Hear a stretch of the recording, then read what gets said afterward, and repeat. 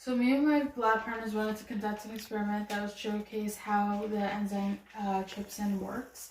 And what we know about trypsin is that it's classified as a serine protease, the enzyme speeds up reaction by lowering the activation level, and it breaks down proteins and in living organisms, aids in digestion. This would be for like small animals, and it's formed in the small intestine. At optimal temperature, we believe that trypsin will work at 47 degrees Celsius, since our last experiment didn't work at the 37 degrees Celsius. For the materials and methods, we used a reaction buffer, and then that was the NaCl, and then we used the substrate azocasein. Then we used the enzyme trypsin, and then we had 4 replicates of each temperature that we used, and we used 37, 47, 50, 60, and 70 degrees Celsius.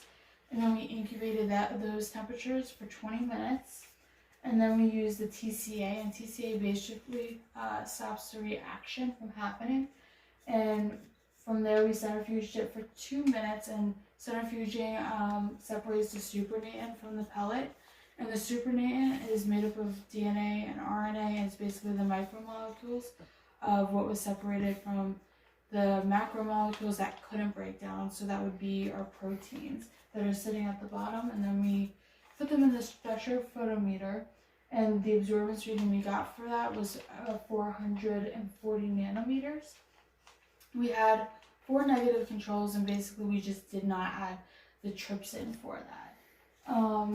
For our results, you can see for our t-test that at 47 and 50 we have a little bit of an overlap, which means that there was no significant difference, while at 37, 60, and 70 we do see a significant difference in those.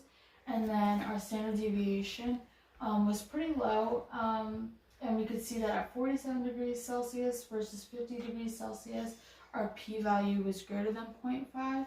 And then for the rest of them, it was less than 0.5. So basically, just to go over, our hypothesis was that at 47 degrees Celsius, it would be most optimal. And we were able to support that because our data showed that it did have the smallest pellet sitting at the bottom. And from our readings, you can tell that that was just the one that worked.